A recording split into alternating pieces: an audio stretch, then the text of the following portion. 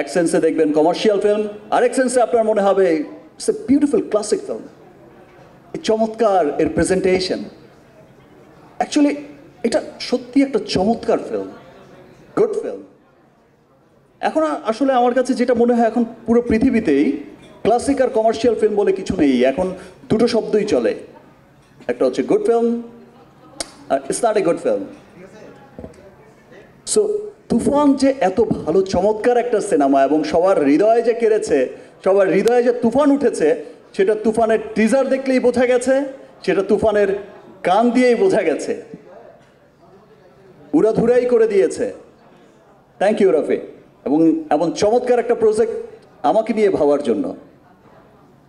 এবং কথাটা এখনো শেষ হয়নি। ও আমি সরি, আমি ওয়েট করছি, কোনো অসুবিধা নেই। একবারই তো সুযোগ পাবো, না, আর তো সুযোগ দেবে আরো না। আছে, সুযোগ আরো আছে আপনার জন্য। সবকিছু এখানে সবাই যা যা মানে প্রশ্ন করতে পারবে, কোনো সুযোগ, অনেক সুযোগ রয়েছে। এনিওয়ে, সবসময় তো আর আমাদের দেখা হয় না।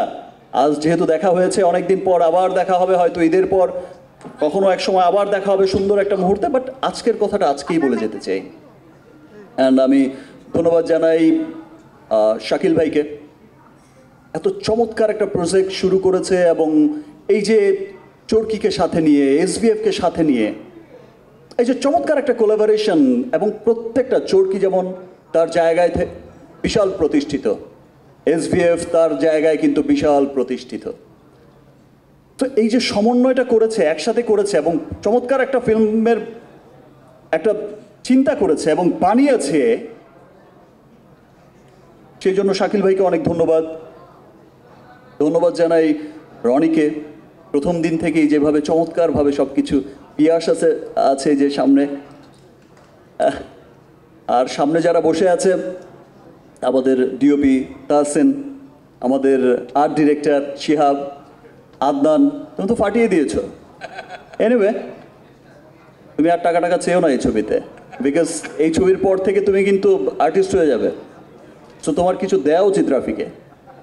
তারপর সান, আমার কস্টিউম ডিজাইনার, আমার মেকআপ আর্টিস্ট সবুজ, রাকায়েত ভাই যে সামনেই দেখতে পাচ্ছি, কি চমৎকার। আসলে আরও যে কত ভালো ভালো সমন্বয়ে তুফান হয়েছে, সবাইকে আমি অনেক ধন্যবাদ জানাচ্ছি। সবাই সবার জায়গা থেকে এত বেস্ট কাজ করেছে, সেটা তুফান না দেখলে কেউ বুঝবে না। আমি ধন্যবাদ জানাই চঞ্চল ভাইকে, যে জাদুঘর বলে, একটু আগেই বলে গেল যে অভিনয়ের জাদুঘর, সত্যিই জাদুঘর। আর চঞ্চল ভাইকে ধন্যবাদ এই জন্য জানাই, চঞ্চল ভাইয়ের সাথে তো আমার একটা আলাদা বন্ধুত্ব, একটা সুন্দর একটা ভ্রাতৃত্ব, এটা তো আছেই। আমরা অফিসকে, রাফি তো বলেছে, সবাই জানে। বাট আমি সত্যিই বলছি যে আমি ভাবতেই পারি না, উইদাউট চঞ্চল ভাই আমার কাছে প্রজেক্টটা তুফান অসম্পূর্ণ থেকে যেত। Thank you brother.